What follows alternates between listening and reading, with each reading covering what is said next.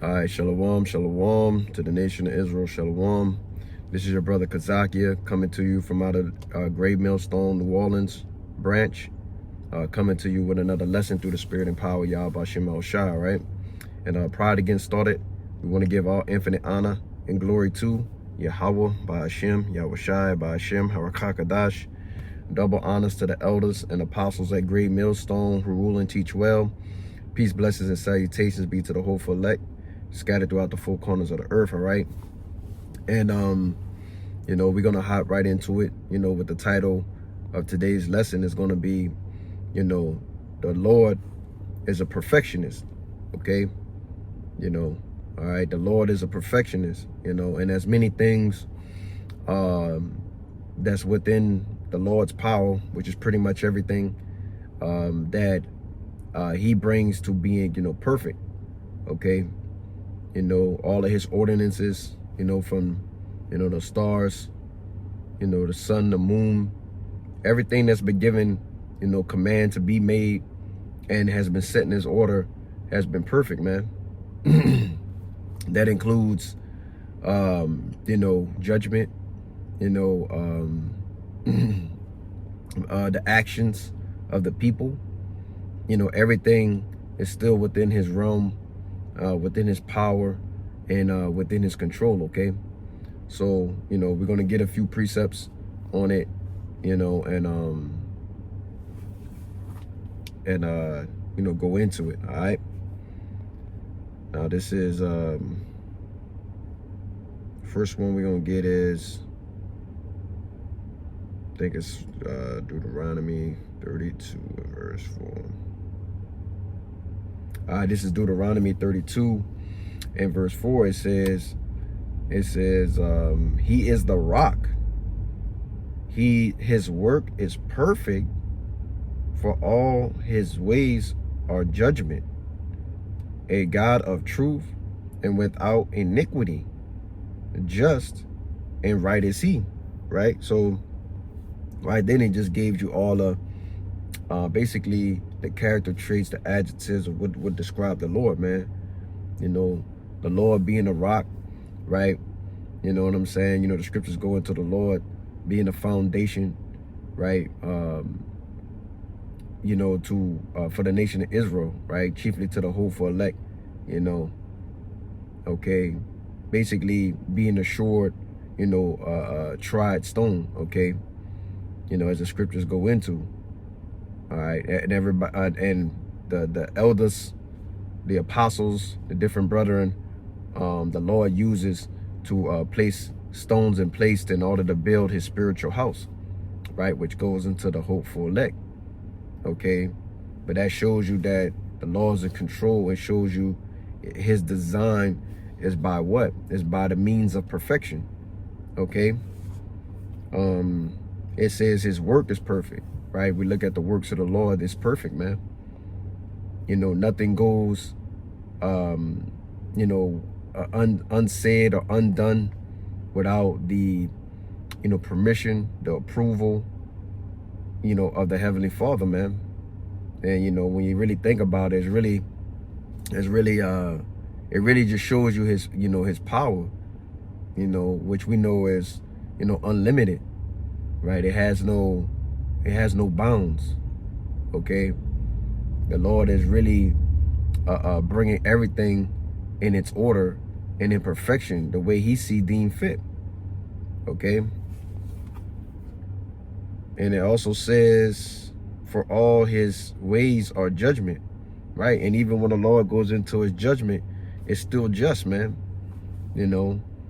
And, you know, we think about, you know, a lot of things that the Lord do is, you know, in some ways, you know, it can really get you at awe, you know, that at awe moment where you like, you know, that's, you know, it's really unbelievable, but through the Lord is believable, you know, okay? Everything has spirit, you know, has life to it, you know, even down to the DNA of man, like, you know, the being, you know, having basically like the Lord's name encoded within your DNA, right?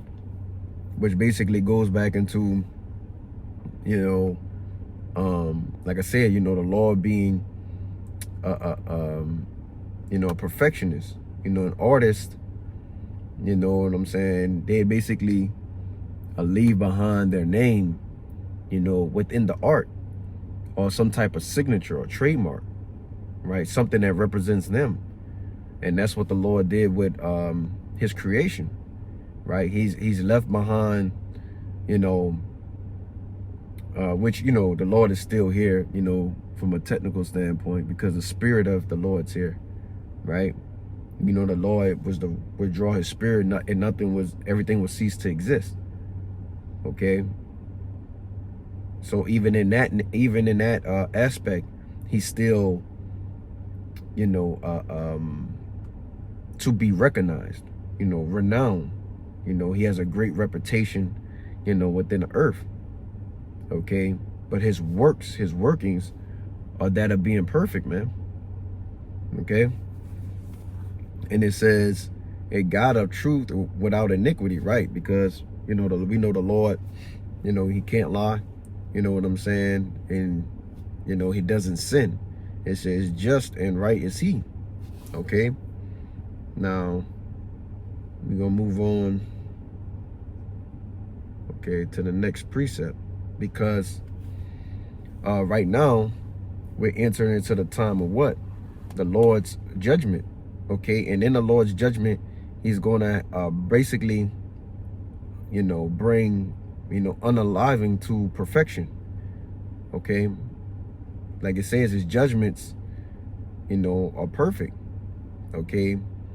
And the time frame that we're in, with Iran and Israel, shooting ballistic missiles at each other, is just the beginning of many, sorrows and woes and destruction.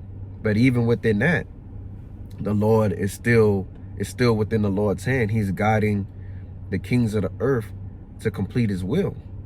Okay. Again, going into being, perfect, man. All right. And perfect, meaning going back into being complete, whole, basically, sovereign. Okay. I'm going to get this here real quick. This is Luke 21:25, and it says, and there shall be signs in the sun and in the moon and in the stars and upon the earth, distress of nations with perplexity, the seas and the waves roaring.